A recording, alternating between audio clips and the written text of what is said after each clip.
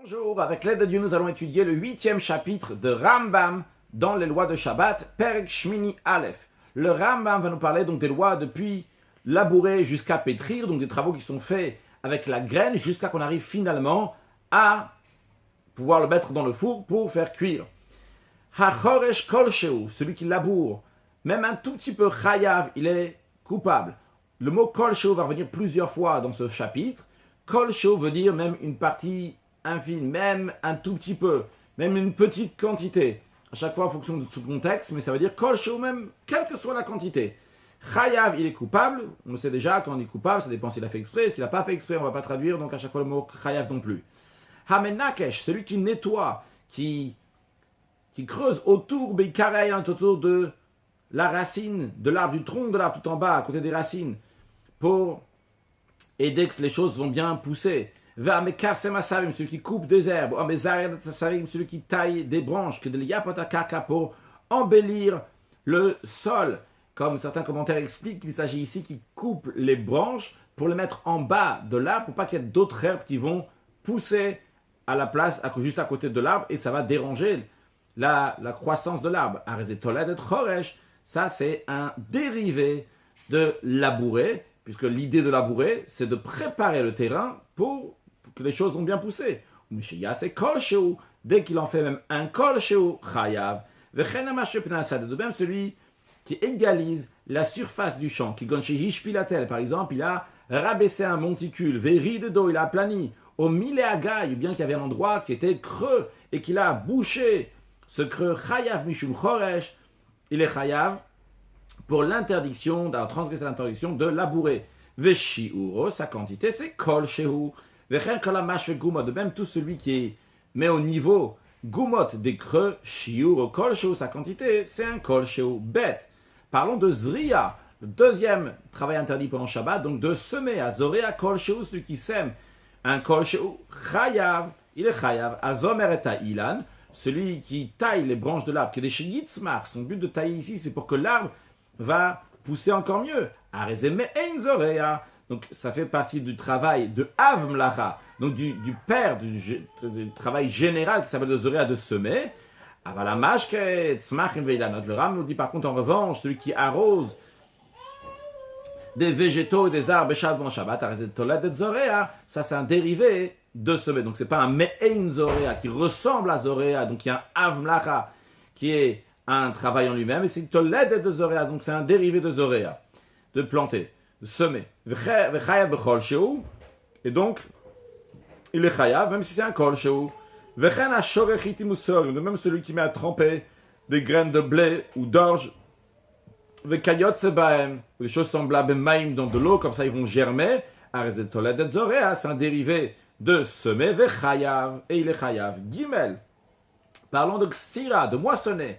Hakotzer qui grogeret, celui qui va moissonner qui grogeret. On va expliquer maintenant c'est quoi grogeret, après on va pas le traduire à chaque fois. Grogeret, c'est une figue sèche. Donc quelqu'un qui a moissonné la quantité équivalente à la taille d'une figue sèche, eh bien il est chayav. À chaque fois qu'on va dire grogeret, c'est une taille équivalente à la taille d'une figue sèche.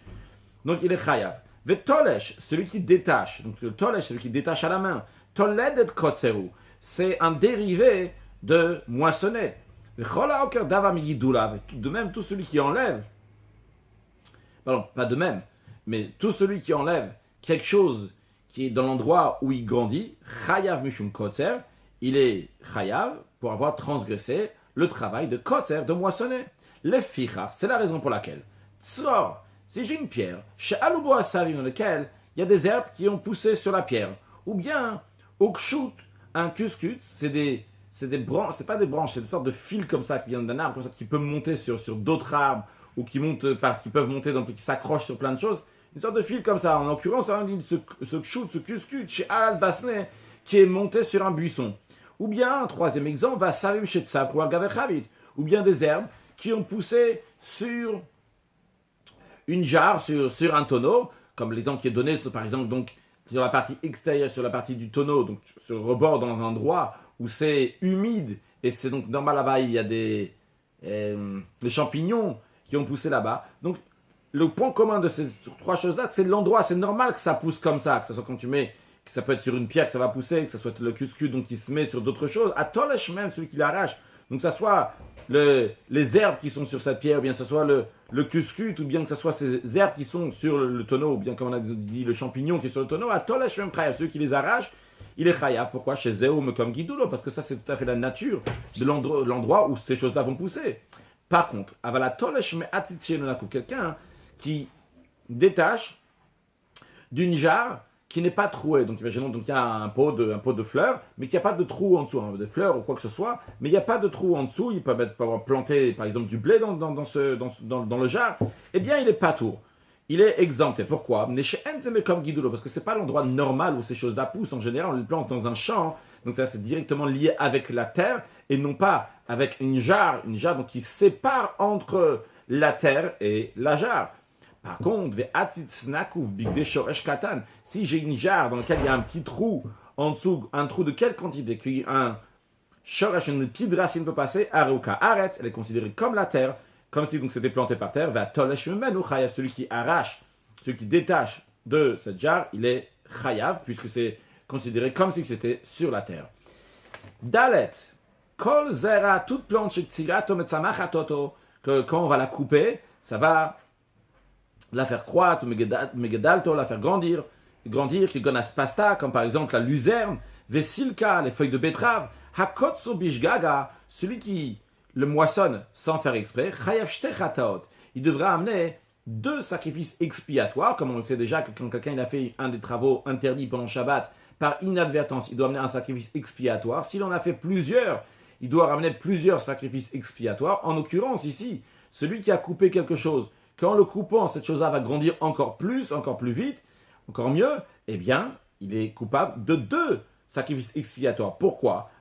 Premièrement, parce qu'il a moissonné un sacrifice expiatoire. Donc une deuxième raison, parce qu'il plante. C'est comme s'il est en train de planter un arbre ici, parce que en coupant cette branche, il fait grandir cette branche. Comme quand il est en train de planter, qui fait grandir un arbre ou quelque chose comme ça. De même, un autre exemple, le Rambam nous donne quelqu'un qui taille des branches de bois.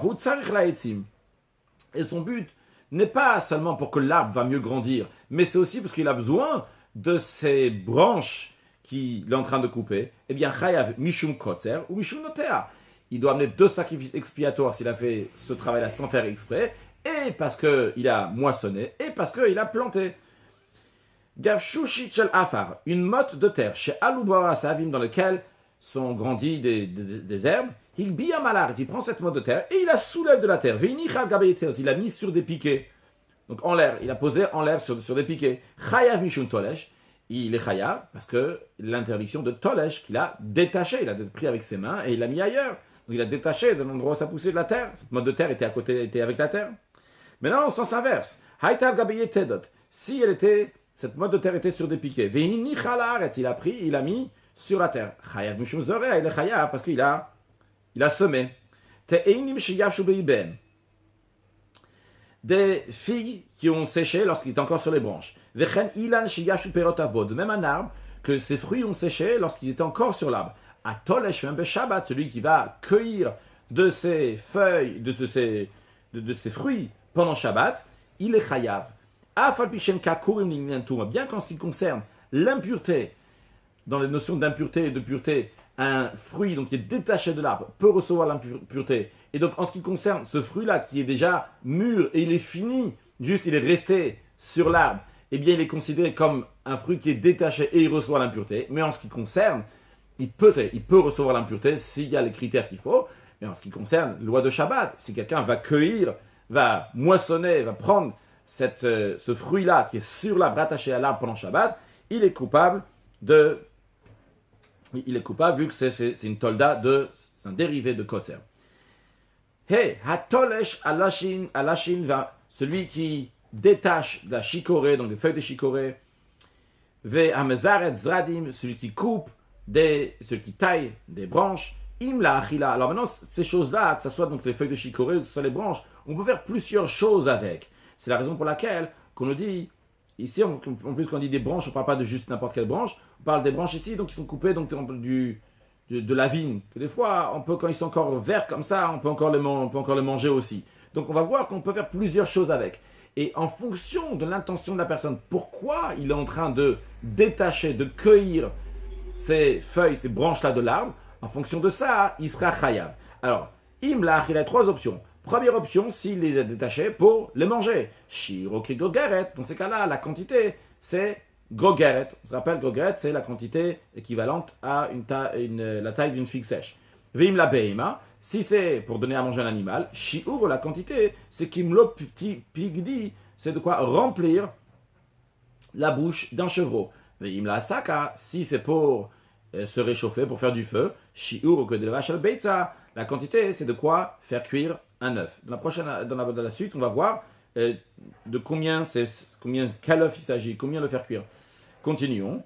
Le travail qui s'appelle imour. Imour, qui veut dire rassembler, donc, par exemple, des gerbes dans le champ. Donc, l'idée, c'est imour. Alors, amerochalim, celui qui rassemble du manger. Shiuro, la quantité, pour être coupable, c'est s'il a rassemblé, qui grogeret, donc la taille d'une grogeret.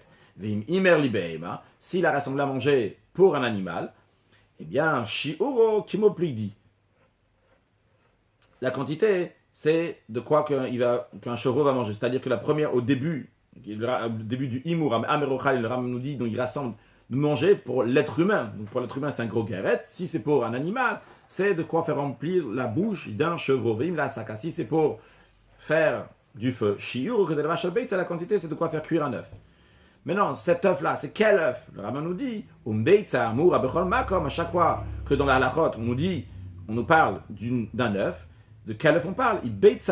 C'est un œuf qui est moyen. De quoi? D'une poule, des poules.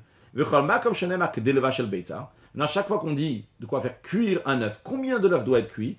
Ou que c'est de cuire dans l'œuf même une partie de la taille d'une grogeret. C'est combien la taille d'une grogeret par rapport à un œuf? Le Rav nous dit, la grogeret, la figue sèche, c'est echad mishlosha bebeitza, c'est un tiers de l'œuf. Donc, si quelqu'un a pris du bois pour faire cuire un œuf moyen de poule et qu'il y a de quoi faire cuire même un tiers, donc la grogeret de l'œuf, à ce moment-là, il est chayav. Le Ram nous rajoute un détail, ven imur el abigidou le kaka. La notion de imur, de rassembler, c'est une interdiction de la Torah, c'est uniquement dans des choses qui sont des produits de la terre. Si quelqu'un n'a plus d'autres choses qui étaient par terre, qui ne sont pas un produit de la terre, n'est pas chayav. Vav, amekabet de vela, quelqu'un qui rassemble une de vela, donc des figues qui sont pressées, il les a rassemblées comme ça, et il en a fait un rond, il en a donné comme ça une forme bien serrée, et tout collé. Ou bien qu'il a troué des figues, elle a fait rentrer la corde à l'intérieur de ces figues, qui sont rassemblés, ils sont un seul ensemble. C'est un dérivé de rassembler, c'est ça quand il a fait ce gâteau, entre guillemets, ce rond, donc en serrant toutes les figues sèches, ou bien que ça qu'on a fait passer le fil, et qu'ils tous, ils sont ensemble maintenant, donc il les a rassemblés, et donc vechayav, vechen kolkayet, c'est basé de même, tout ce qui est semblable. Zain, hadash, celui qui bat la graine. Donc la graine, pour que la partie extérieure donc de la graine la clipa, donc va se détacher. Donc il bat la graine, donc ça peut être avec ses pieds, ça peut être avec un animal. Qui gros guéret, s'il a fait ça, donc la taille un gros guéret, il est chayav. Ve'en disha el abigidou le kaka. Cette notion-là donc de battre, de disha, c'est uniquement dans des produits qui sont de la terre. Ve'en mefarek, celui qui extrait à la main, arezé ou toledesh la dash. Lui, c'est un dérivé de dash. Dash, donc une fois c'est battre, ça se traduit des fois aussi par fouler, mais fouler c'est uniquement ça avec le pied, c'est pas obligé que ce soit fait avec le pied, mais en tous les cas, donc le dash, qui vient battre la graine, et comme on va voir tout de suite, en ce qui concerne dash lui-même, donc la mlacha, le av mlacha, lui c'est uniquement si c'est avec le donc guidou le karka, donc des produits de la terre. Par contre, en ce qui concerne la tolda, le dérivé, c'est même si ce n'est pas un guidou le karka, quelque chose qui grandit de la terre. Voilà, voyons. Quelqu'un qui traite un animal. Chayav, il est chayav. Pourquoi? Parce qu'il l'extrait, donc il est mefarek. On ne peut pas traduire chaque fois mefarek, l'idée c'est extraire à la main. De même, quelqu'un qui blesse bechai, un animal, un animal qui a la peau. Chayav mishu mefarek. Il est coupable parce qu'il a extrait, il a fait sortir du sang qui se trouvait dans l'animal il a fait sortir de l'animal. C'est pour ça aussi qu'il faut que l'animal il a de la peau, qu'on va voir un peu plus dans la khatet. Le Ram rajoute, pour être coupable d'avoir fait sortir du sang, il faut, déjà la première condition, c'est qu'il ait besoin de ce sang qui sort de cette blessure. S'il a uniquement l'intention d'endommager, de blesser, pato, il est exempté. Pourquoi? Parce que ce qu'il fait, c'est destructif, c'est pas constructif, c'est pas une mlacha, c'est pas considéré un travail. Encore une deuxième condition pour qu'il soit chayav, pour qu'il soit chayav, que ce soit pour le sang, que ce soit pour le lait que nous avons dit avant, il faut qu'il a fait sortir ki grogeret, la taille d'une grogeret. Dans quel cas on dit que s'il a fait sortir du sang, donc il est patour, il est exempté, et uniquement s'il avait besoin du sang, il est chayav. Dans quel cas s'agit-il? Quelqu'un qui endommage, qui blesse un animal, une bête sauvage, quelque chose de semblable. Celui qui blesse son ami, même son intention c'est uniquement pour blesser, pour endommager son ami, il lui a fait sortir du sang, il est chayav, il est coupable. Pourquoi? Pour le plaisir qu'il a eu, son esprit s'est calmé, sa colère s'est apaisée. Dans ce cas-là, il n'est pas lui en train de mécalquel, endommager et détruire. Lui, il est en train d'arranger ici sa colère. Même s'il n'a pas besoin de sang chez Otzimen qu'il a fait sortir, d'après le Rambam, chayav, il est chayav. Maintenant, tête, Shmona Shratzim Amurim Batorah, les 8 rampants que la Torah cite dans Parashat Shmini, c'est eux qui sont considérés des rampants, qui ont une peau en ce qui concerne la notion, les lois de Shabbat. Ils ont une peau comme une bête sauvage, un animal et un oiseau, que si on leur a fait sortir du sang, on est chayav. De même, dans ces Shmona Shratzim, ces 8 rampants que la Torah mentionne uniquement, si quelqu'un leur a fait sortir du sang pendant Shabbat, il sera chayav, s'il avait besoin de leur sang. Et s'il a sorti un révite. Aval shash katzimur masim. Mais, pardon, j'ai dit révite, c'est la taille d'une grogeret qui doit faire sortir donc de sang. Aval shash katzimur masim. Les autres insectes et rampants, en laem or, ils n'ont pas de peau, c'est pas considéré, donc ils ont une peau d'après la Torah. Les fichach achov el baem pato. C'est pour ça que quelqu'un qui les blesse, même s'il fait sortir donc du sang, il est pato, il est exempté. Que ce soit quelqu'un qui blesse une bête sauvage, un animal, une bête sauvage, un oiseau, ou bien des 8 rampants, et il a fait une blessure, le sang est sorti. Ou bien qu'il y a eu une accumulation de sang sous la peau. Même si le sang n'est pas sorti, chayav, il est chayav. Yud, asochet et aperot, quelqu'un qui presse les fruits. Chayav mishum mefarek, il est chayav pour transgresser le mefarek, donc d'avoir extrait donc à la main quelque chose donc, qui était dans le fruit. Il est chayav lui aussi uniquement s'il a fait sortir du liquide qu'une quantité d'une grogeret. Encore un point, le Rambam nous dit d'après la Torah, on est chayav uniquement la drichat zeitin vanavim milvad, uniquement pour le foulage des olives et des raisins uniquement. Donc s'il les a foulés, qui sera chayav. Uniquement ça et pas les autres fruits. D'après la Torah, on a le droit de presser une grappe de raisin directement dans du manger. Pourquoi? Car un liquide qui est pressé donc du raisin par exemple et vient directement dans le manger, il est considéré du manger. Il se trouve comme s'il est en train d'extraire du manger dans un autre manger, donc c'est permis. Ici, il a pressé dans un récipient chez un récipient dans lequel il n'y a pas de manger.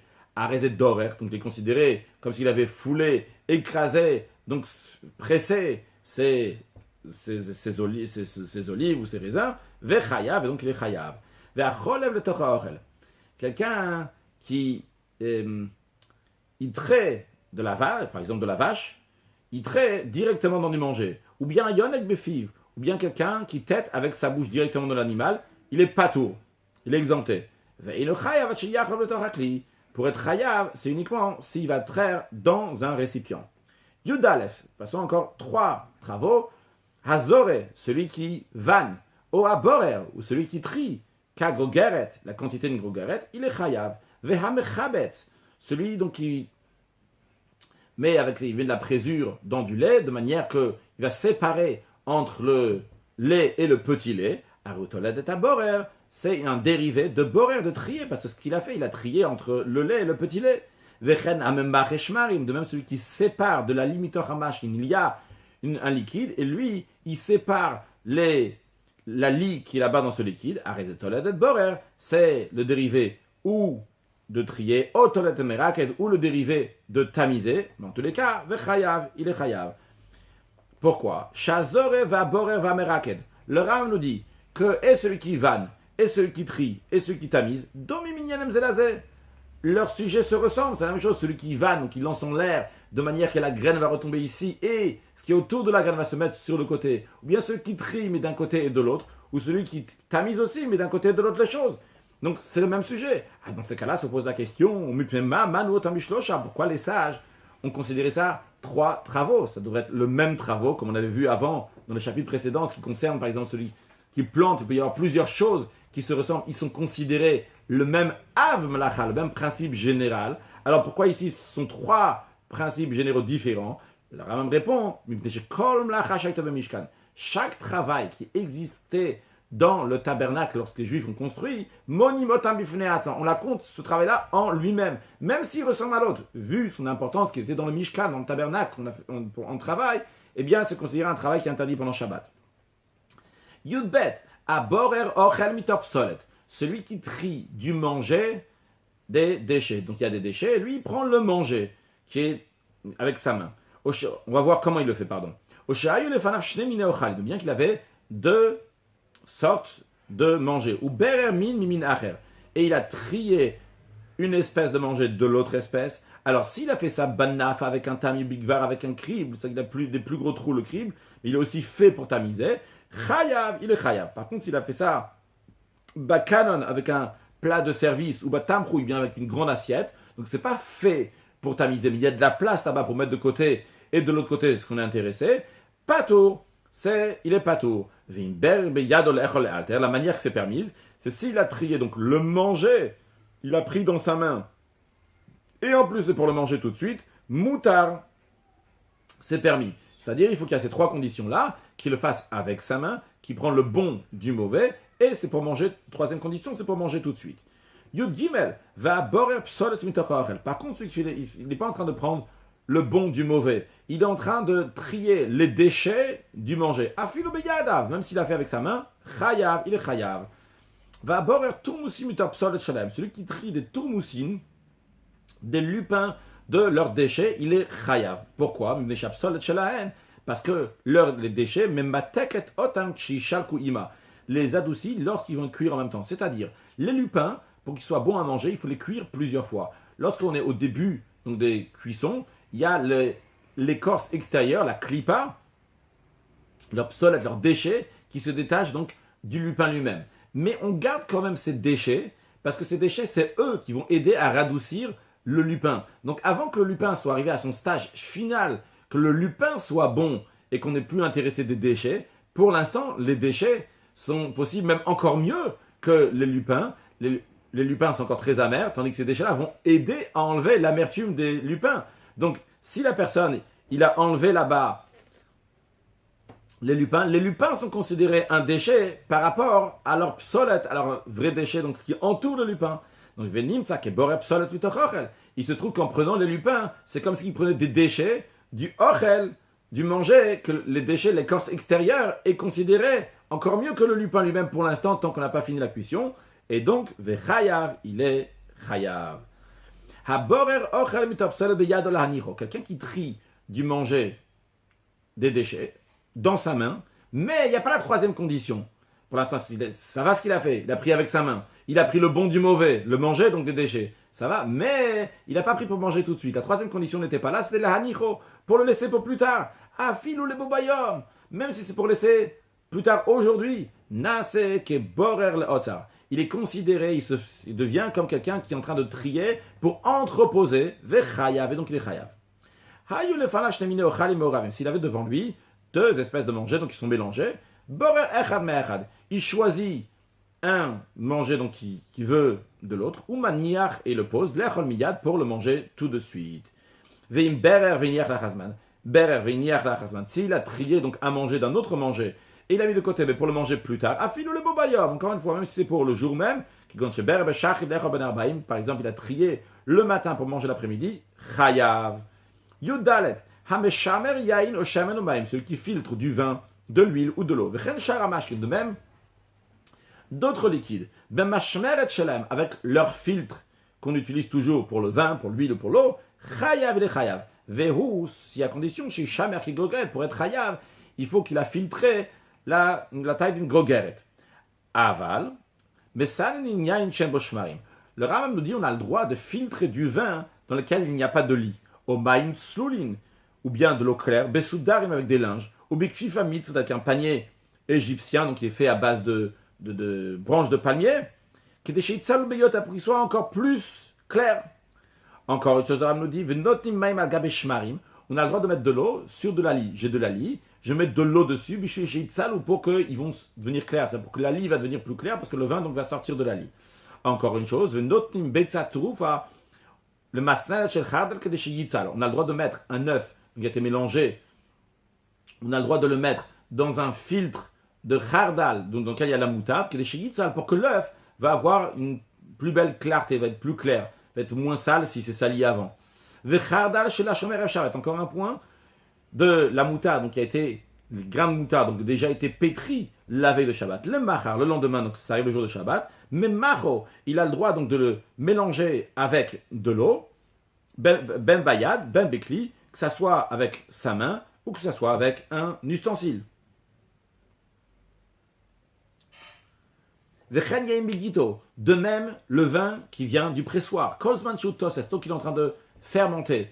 Donc il vient il n'y a pas longtemps, dans les semaines, quoi, qui juste après, les jours qui sont juste après. Eh bien, Toref Chavi Bishmarim, il peut remuer un tonneau avec les shmarim, avec la lie qui est à l'intérieur, et le mettre dans les linges, puisque le vin, les shmarim, la lie ne s'est pas encore vraiment séparée du vin, on se trouve encore dans le vin. Donc maintenant, il ne va pas avoir cette notion-là de trier, vu que c'est partie du vin. Donc tout le vin, il est comme un seul ensemble. De même, la moutarde, de même, tout ce qui est semblable. Tedvav, atochen ki gogeret, celui qui moue la quantité d'une gogeret, il est chayav. Tout celui qui broie des épices ou des herbes, martèche avec un mortier, arezet tochen, il transgresse sur tochen, sur moud, vechayav. Et donc il est chayav.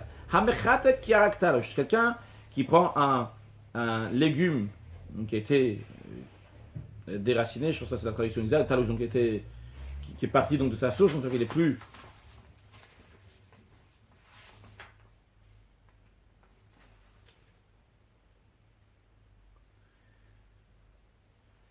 un légume détaché du sol.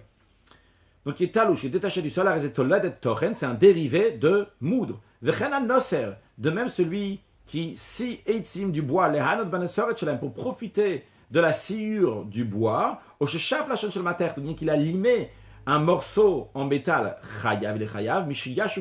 dès qu'il va limer, même un tout petit peu. Celui qui coupe du bois, il n'est pas en train de scier du bois, il est en train de couper des morceaux de bois. Et il ne sera pas chayav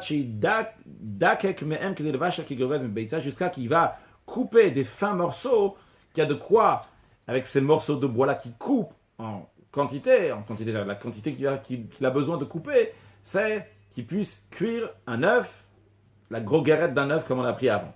Tetzain, v'hameraket ki gogeret, celui qui tamise, s'il a tamisé la quantité d'une groguerette, il est chayav. Halash ki gogeret, celui qui pétrit la taille d'une groguerette, il est chayav. Ve'amegabel ta'afar, celui qui va malaxer de la terre, arezetoled et lâche, c'est un dérivé de pétrir. Ve'kamashiro, et combien est la quantité donc, qui est nécessaire pour être chayav, s'il a malaxé de la terre, il faut que ce soit nécessaire pour quelque chose. Eh bien, c'est que des lasot, pikou, shotsof et zav, c'est de quoi faire un bord sur l'ouverture d'un creuset d'orfèvre. Le Ram nous rajoute encore un point. Il n'y a pas la notion de giboul, de malaxé, ni si c'est avec de la cendre, ni avec du sable, du gros sable, ni avec du gros son, ni avec toutes ces choses qui ressemblent à ça, d'après le Rambam, ces choses-là, donc quand tu les mets ensemble, ils ne vont pas se coller en même temps, donc il n'y a pas la notion de malaxé, de giboul dans les sangles, etc. Vehanoten zerashum shemin, quelqu'un qui met des graines de sésame, au zerapishtam, il y a des graines de lin, de kayetzebem, ou choses semblables, même dans de l'eau, chayav mishumlash, il est chayav pour avoir pétri, même s'il n'a rien fait, mais des chamitav venus parce qu'automatiquement il se mélange et se mettre les uns avec les autres, donc qui est l'idée donc de lâche, de giboul, donc de pétrir, de mettre des choses ensemble. Pour conclure avec un sujet de chassidout, entre autres, on a appris la mlacha de borer, avant de dire la notion de chassidout, de savoir qu'on apprend ici les choses comme ils sont d'après la Torah. Les sages ont interdit d'autres choses qu'on verra dans les chapitres plus tard. Et maintenant, donc le sujet de chassidout, entre autres, on a appris le travail de borer, de trier. Il y a beaucoup de choses qui sont dites à propos de borer dans la chassidout. Un des points, pourquoi c'est interdit de borer pendant Shabbat, on sait qu'il y a des mondes spirituels. On a le monde de Tov et le monde de Tikkun. Le monde de Tikkun, donc c'est le monde dans lequel on doit arranger les choses. Il y a des choses à arranger, c'est le monde dans lequel on se trouve aussi, fait partie de ces mondes de Tikkun. C'est la raison pour laquelle on doit faire du borer. Pendant tous les jours de la semaine, il faut travailler pour séparer le mal du bien en mangeant. Par contre, lorsqu'il arrive le jour du Shabbat, le manger il a un niveau encore plus haut et qui vient du monde de Tov, un monde dans lequel donc il n'y a pas Tikkun, il n'y a pas cette notion, il n'y a pas besoin d'arranger les choses. Tout est déjà à un niveau qui est plus haut. Il n'y a pas besoin, donc il ne faut pas être borer. À ce moment-là, il ne faut pas trier parce que tout est entièrement bon dans le manger de Shabbat. Que Dieu fasse qu'on puisse très prochainement avoir un bon manger pour le jour de Shabbat. Yom shekulo Shabbat u'menucha lechaya olam, un jour qui sera entièrement Shabbat et de repos à la vie éternelle. Lorsque Mashiach va venir, il y aura un grand repas, un repas avec le Léviathan, avec le Sharabar, donc le grand poisson, avec de la viande, avec le Yain HaMeshumra, avec le vin que Dieu a gardé depuis les 6 jours de la création, qu'on puisse savoir déjà aujourd'hui, comme vous savez, quand un juif il a fini de manger, il a toujours encore faim pour ce repas parce qu'il veut que Mashiach vienne now. Excellente journée.